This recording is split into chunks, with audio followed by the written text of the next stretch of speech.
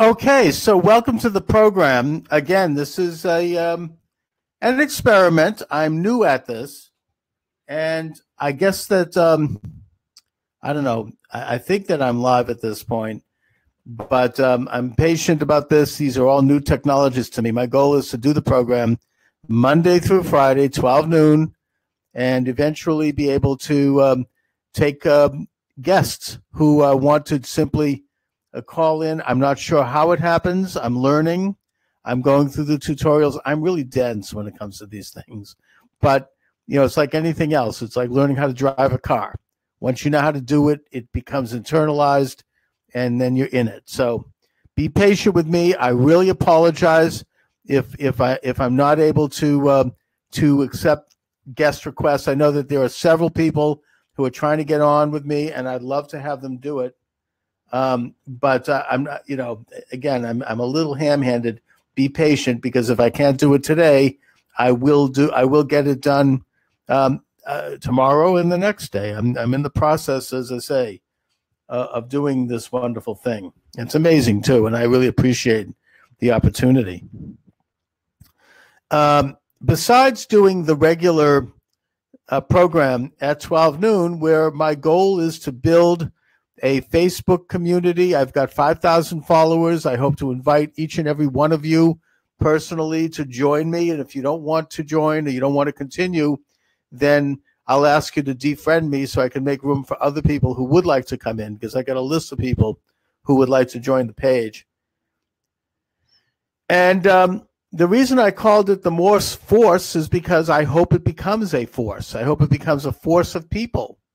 I had a program years ago at a radio station up in Woburn, Massachusetts, where a regular guest of mine said I should call it the Morse Force, because it was amazing. People were walking in off the street to join me. Just incredible characters and great conversations.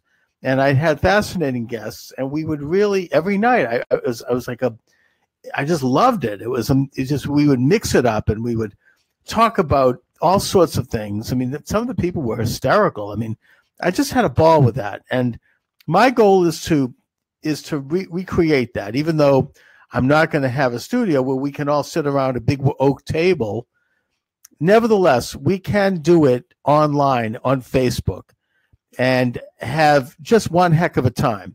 I've got interesting guests I'm going to be inviting on once I figure out all of the ins and outs, and some pretty good people. Pam Geller wants to come on. David Horowitz wants to come on. I've got a long list of people that I've known over the years that used to come on with me when I did conventional radio that I want to have come on, but I'm not yet ready to do that, only because the technology is still new to me and I want to get used to it. So right now, I am going to fly solo and hope to invite you, the listener, to join me if you're able to. So I'm hoping that I'm on the air right now. It says I'm on the air, and we'll see what happens. Anyway, tonight is, of course, the State of the Union address by President Donald J. Trump, delivered the first Tuesday of February, I think it is, or what? It's a constitutional issue when it is to be delivered. Traditionally, the president would send it up to Congress in the form of a document. The first president to actually go down to Congress and address Congress in person was Woodrow Wilson, and Wilson also was the last president to write his own speeches completely. Not one of my favorite presidents, but yet, it kind of the old mold in that way. President Trump actually does play a much larger role, I think, in writing his speeches than many recent presidents. I think Reagan did as well. And if it's anything like his inaugural address, we can certainly look forward to a tremendous presentation and exposition of who he is and what his movement is all about. And it is a very exciting movement.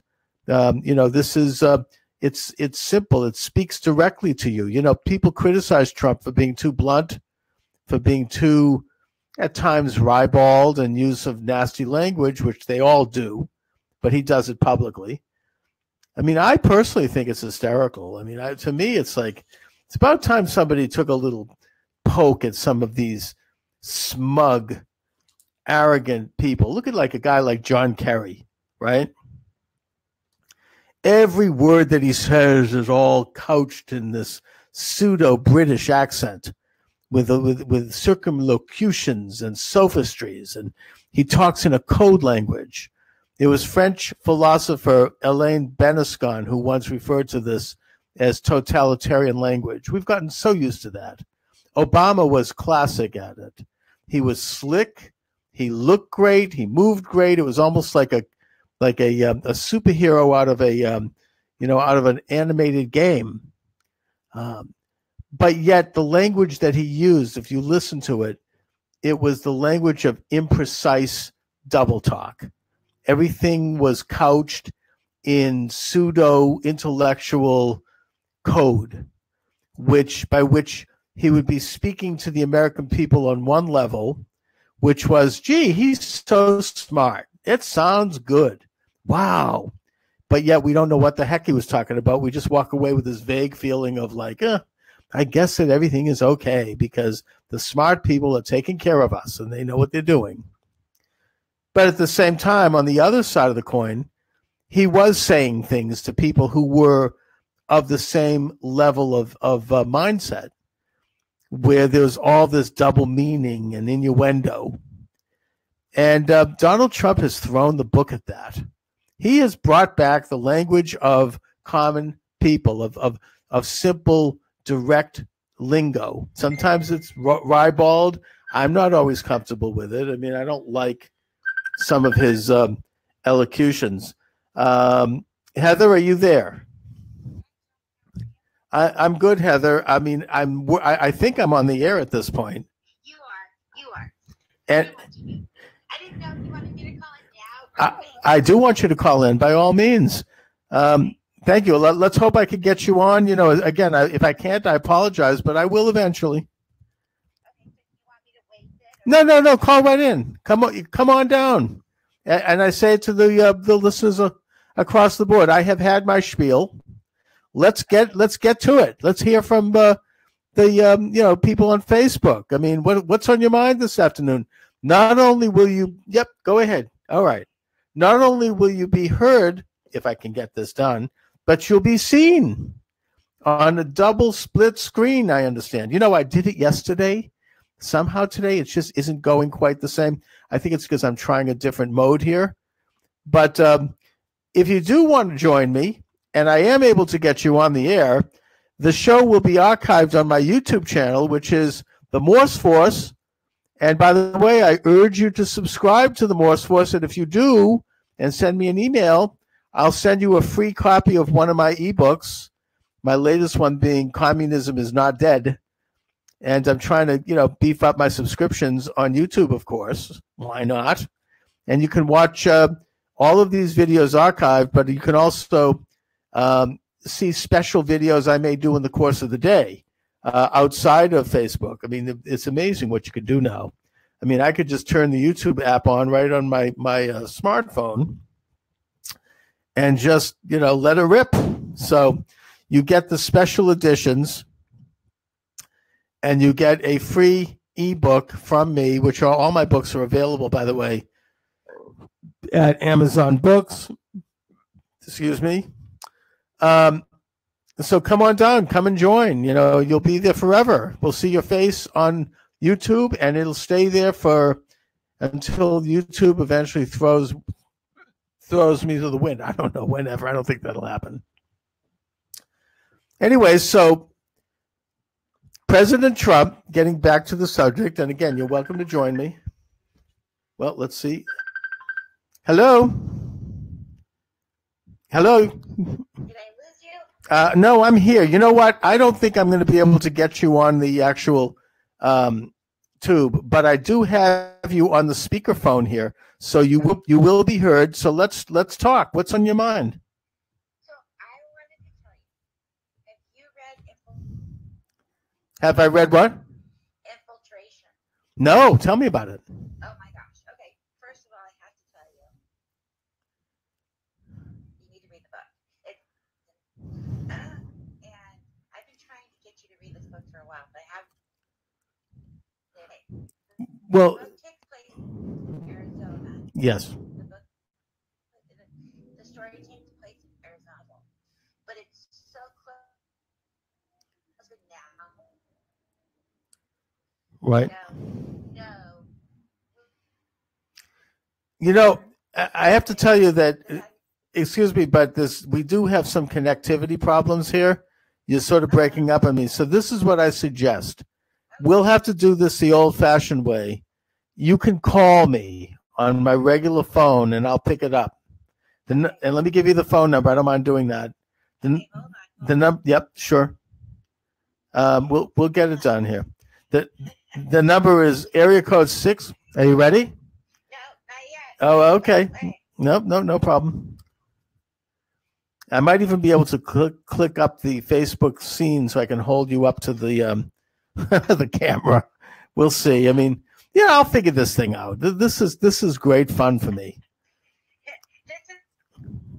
All right, are you ready? Oh, okay. No problem. Are you ready for the number?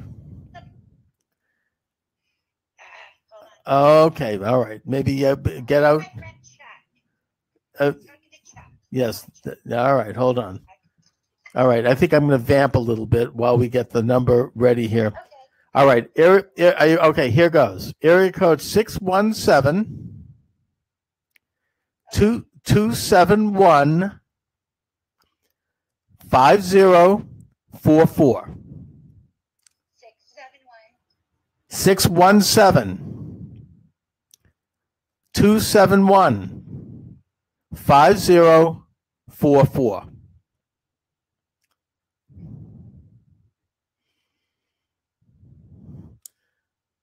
Got it? All right. All right. So I guess that we'll have to do this the old-fashioned way. You can call in, and then I'll put it on speakerphone, and we can hear it that way. You know, this is kind of like, even though this is cutting-edge technology, and it's a wonderful technology, BeLive is a tremendous service of Facebook, and I'm very grateful for it because of my own troglodytic ways, my own Neanderthal manners. It's like I feel like I'm as a kid, playing in the schoolyard, playing in the backyard with my friends and putting 2 soup cans with a little hole in it and a string, and we're trying to talk to each other. I remember one Christmas growing up, the big craze was walkie-talkies. Oh my God, we loved those. We were running around the streets talking, come in, I mean, I'm aging myself, but that's what this feels like. So here we go. So we have the group happening, but I just, I'm going to have to consult with the Facebook gods to figure out for tomorrow how to get people into the mix in terms of putting them on the air. But in the meantime, you could call me up on the old the old Ma Bell, the old phone, and I'll put you on that way. Anyway, so getting back to my issues here, we can look forward to President Trump once again delivering a clear and concise speech where he really communicates. They say he's a bad communicator. I disagree. The problem for the establishment is that he's a very good communicator. He speaks plainly, so we actually know what's going on. And there is a lot of good things happening right now in this country, both tangible good things, like an unprecedented improvement in economic opportunity on Wall Street for working people. We're getting $1,000 to $2,500 bonuses, what Nancy Pelosi calls crumbs, right? She's one of the richest members of Congress. I wonder if her husband's vineyards and hotels are giving away any crumbs to their non-union employees. I wonder. The Democrats really have a wonderful issue to run on there, don't they? Right? President Trump's tax cuts weren't enough for working people. Oh, but I know we're supposed to, hate the fact that they made rich people richer. They want to play to the worst side of our human nature. They want to make us, they play up to our envy and our greed. It's like the guy looking down the street and seeing somebody who has a bigger house than he has, and a prettier wife than he has, and a better car than he has, and he's just stewing with envy. The very sight of him reminds him of his own failings, right? Because that's how he sees himself. He doesn't have to see himself that way. I don't see myself that way, and I'm not by any means a person of means. But so whatever it is, we all have our envy. That's the dark side of human nature. And of course, the left and Nancy Pelosi with her crumbs, they want to play on that. They want to exploit that. They want to say, you see that guy down the street who has all that property? Well, we can take it away from him, and we can give a little of it to you because you want it. Not because you did anything to actually earn it, but just because it bothers you that he has it. So they go in and they try to rip off the successful person, either with high taxes or onerous regulations to make it difficult for him to be in business. And then they throw literally some crumbs, if anything, off the table for you, just so you'll shut up and vote for them. But what they really do is they enrich their public government. They enhance their power. They concentrate their ability to control aspects of our lives. That's what they really do with the money. And the irony of the whole thing, by the way, is that the very richest Americans, and God bless them, they have a right to it, they're all liberals, or the vast majority of them are liberals. The vast majority of them are left of center. They're not radical left-wingers. Of course, they have alliance with them, and they have sympathy for them. But they're on the left. They give to left-wing causes. They support left-wing candidates. They're big supporters of the Democratic Party. And, we could take a look if you want any proof. Forbes magazine publishes an annual top 100 richest Americans. They derive their research from things like tax returns and other sources. And if you take a look at the top 10 richest, the majority of those people are liberals. And on the left, people like Jeff Bezos. I mean, what an amazing company that is, Amazon. It's incredible. He's one of the richest men. I just saw an article about him. They say that he may be the richest man to ever live. He's worth, I think it was, $300 billion, right? Bill Gates, the late Steve Jobs, Mark Zuckerberg from Facebook, my wonderful company here that's hosting me. And again, God bless them all, but I'm simply pointing out that these people are liberals. They are on the left. The guys at Google, companies like Costco is very liberal. Remember, they tried to ban Dinesh D'Souza's book. Progressive Insurance. You take a look at the big insurance companies, they tend to be liberal. The big law firms tend to be liberal. And of course, the cultural, the Hollywood, the publishing industry, the television, newspapers, they're all liberal, right? These are the rich left establishment. It's what used to be called euphemistically the Eastern Seaboard liberal establishment. Yeah, there's a few conservatives in there. On the top 10, I'd even say the top 20, the ones that we can discern their politics, they're liberals. Others, they're not politically active. You have what's called the institutional donors, people who are not political.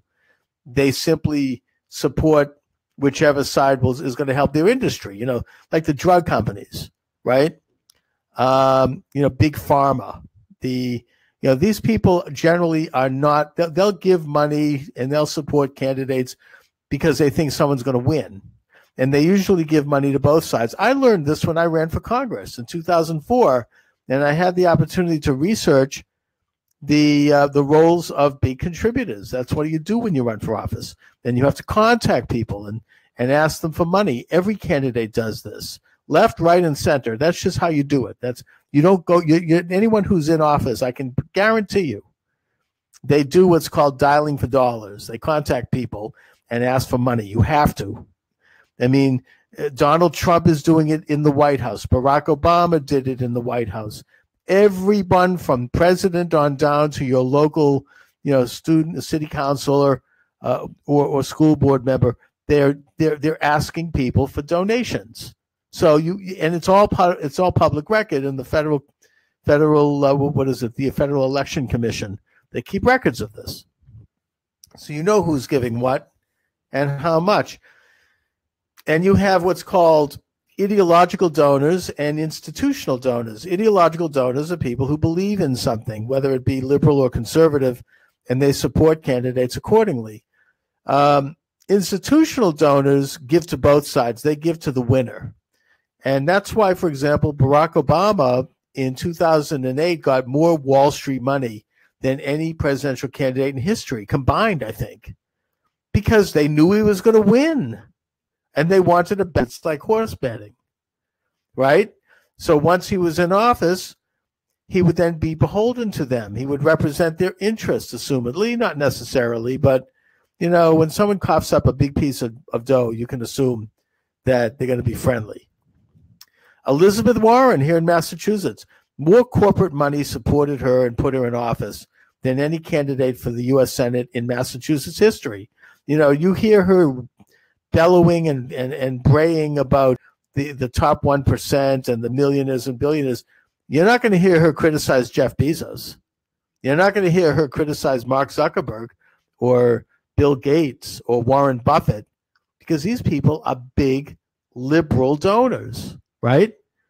I mean, it's all very vague, but besides, she represents them, putting that aside.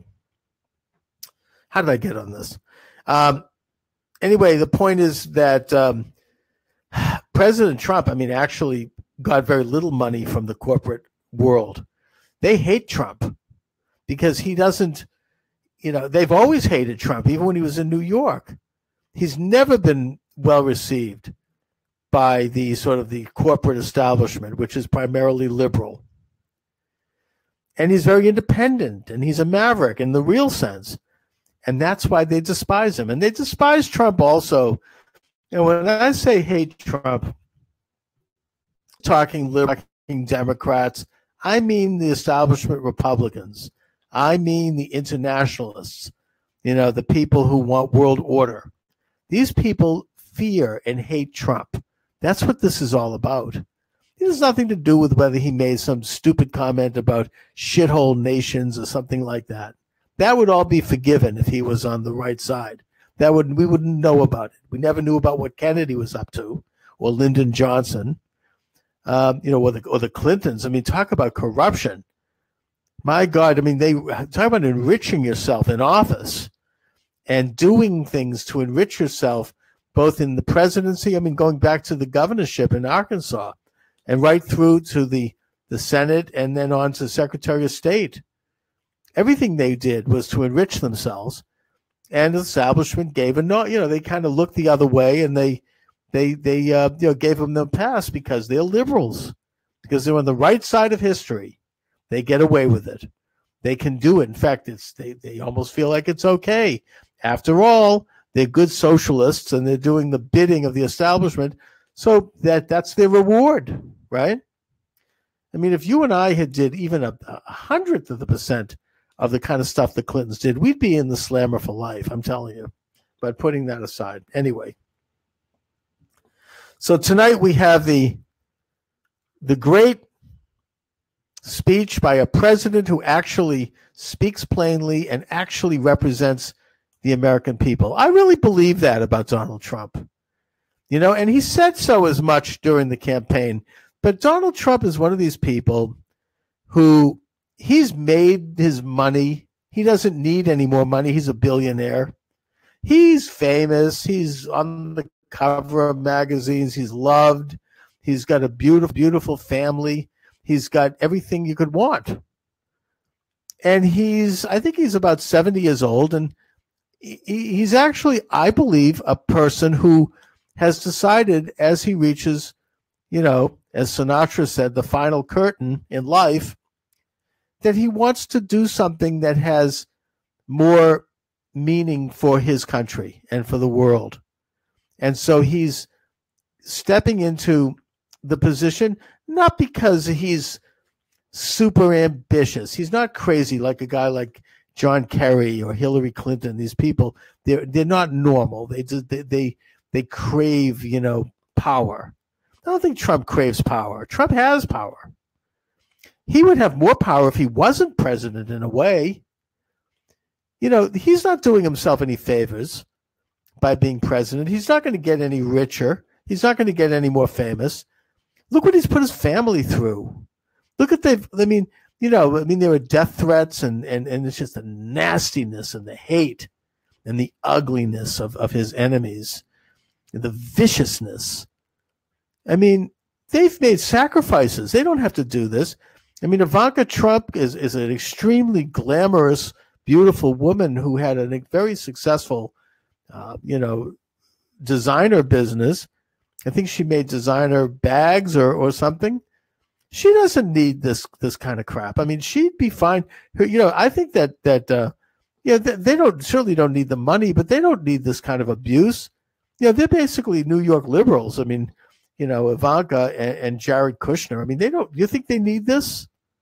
This isn't this. We're not doing them. They're not getting any favors. Donald Trump is doing this, I think, at great personal sacrifice. Actually, to me, it's almost a miracle that he's doing this. I mean, I can't believe it. Every day I think about it. I mean, I'm amazed. I pray for him, and I'm not a praying kind of a man either. But I find myself almost praying for him, or even praying for him, actually, to be perfectly honest. Why not? So, he'll step up tonight. I mean, apparently in Davos, he went there with people who are into this kind of vague globalistic view of the world, where everything is a lot of double talk, everything is a lot of indirection. And when I say that, I don't even think it's necessarily conscious. I think it's just people become that. They're educated that way, and they almost become a hologram. They're not even there. And he just spoke plain truths. He's like, hey, I'm here to represent my country. Come to America and invest in America. And by the way, represent your own countries as well. And he believes in the concept of sovereignty, a very progressive idea, I may add. And I think that in a way he kind of won them over. I mean, they understood what he was saying. It was like, success and clarity and common sense. These are contagious things. And, some people who are in many ways well-meaning, even if they've been hypnotized by this, I hate to use the word satanic, but, indirect, force, they can wake up. They can be woke, as they say now, in the real sense. Speaking of which, and I think I'm going to wind it up pretty soon. And hopefully when I come back tomorrow at noon, I'll be able to get things going in terms of guests. I'm really looking forward to that. But I think I'm going to wait.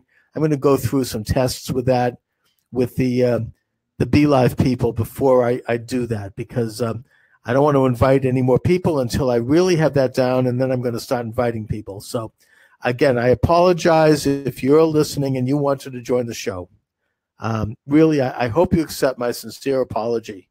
I just thought I knew what I was doing, but I didn't quite get it right. Tomorrow will be better, and each day better than that.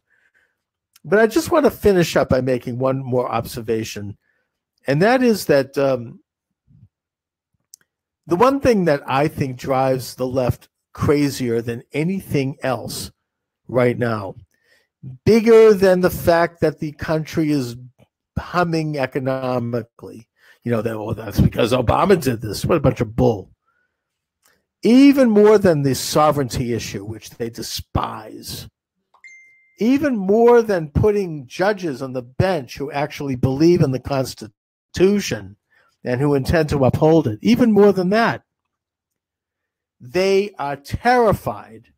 They are shaking in their boots over the possibility that Donald Trump may make inroads in the minority community, in the Black community, in the Hispanic community, even in the Muslim community.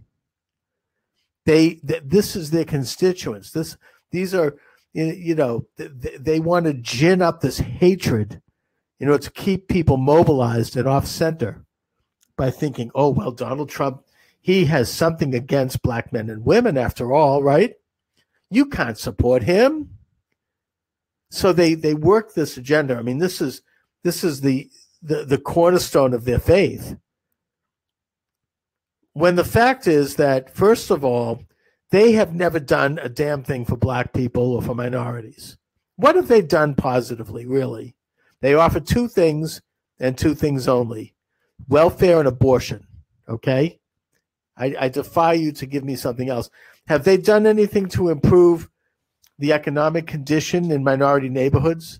Have they done anything to improve the Black family, to improve the crime rates in those neighborhoods, and to get rid of drugs and illegal gangs coming into the country? Have they done anything to improve the schools in those neighborhoods by teaching young children how to read rather than use these liberal modalities that teach them how to be dumb, like look-say reading, so they have illiterate children? Have they done anything to inspire people spiritually? Have they helped the Black church? In other words, have they done anything for Black people positive? No, they've done everything negative. They've destroyed the Black family. They've destroyed the Black church. And when I say destroyed, I know I'm using hyperbole. They've damaged. That's more accurate. They've hurt Black neighborhoods by letting criminals out on the street. They've hurt Black families with welfare and paying women to have children out of wedlock and to not get married, making it financially advantageous. They've used programs to hurt the Black family and to hurt Black people. And yet they point a finger at Donald Trump, who actually has a positive program of bringing in money, bringing in investment so people can get started in business, so they can get a job, so they can get up in a company, so the companies can start locating in these bad neighborhoods. I mean, that's what's going to drive his numbers up. I mean, already there's a recent poll indicating that Trump's support among Black men has doubled. It was about 9% at the time of the election. Now it's 18%. Now that's still a far cry from where it could be. But I predict that this year and into next year, Donald Trump and his movement are going to make inroads into the Black community and into the minority community and even into millennials who are mostly just, into whatever looks good, and they've become somewhat dumbed down and just the beautiful people. I had a guy in my car the other day. I mean, I drive Uber. That's how I pay the bills. I picked him up at a hotel. He was attending the Model UN, which is an interesting program. My daughter did it, and I drove him to the bus terminal so he could get home or get back to his private school. He goes to Groton. We're talking about very liberal elite, blonde hair, white guy. He was he hates Trump, and I spoke to him and I said, look, I understand that this is what you're taught right now, and that to even think otherwise is not. It could lead to social ostracism. It could hurt you in your literally hurt you in your schooling and your career. I get that. You could be penalized. You could be hurt in terms of teachers giving you bad grades, in terms of getting a better job. I get that. You can't come out and support Donald Trump publicly. You can't even let yourself think it privately. right? Accept the liberal left agenda, and you kind of keep your head a little low, and you go along to get along. I get that. Look, I've got nothing to lose, but I understand the social pressures. I understand where people are coming from. You have to take care of yourself first, and this is what you have to do. So you internalize it. And I just said to him that while I understand this, I would suggest that in his quiet heart of hearts, in his moment of reflection, he think about it. He take a look objectively. Doesn't have to articulate it. Doesn't have to tell anyone. Just think about it. Just step back and use some common sense. Just take a look at some of the issues, right? And ask yourself, which makes more sense? What Donald Trump and his movement believe in, or what the left is saying? Just examine it, and maybe you may begin to think not only for yourself, but you maybe even begin to think, which is what I was talking about yesterday on my show, you'll be able to start thinking constitutionally, right? What's good? What does the Constitution say? So anyways, on that note, I'm going to thank you for listening this afternoon. It's been a great experience. I am looking forward to broadcasting every day now and getting things up and running so that I can invite guests and I can invite callers not only to be heard, but to be seen. Because, as I said, yesterday I did a split-screen interview with Hal Shurtleff. He's the director of Camp Constitution. You can see that on my YouTube channel, by the way.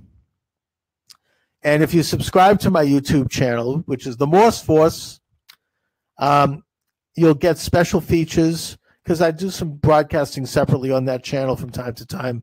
And I'll send you a free ebook of one of my books. I've written over 15 books. They're all available on Amazon.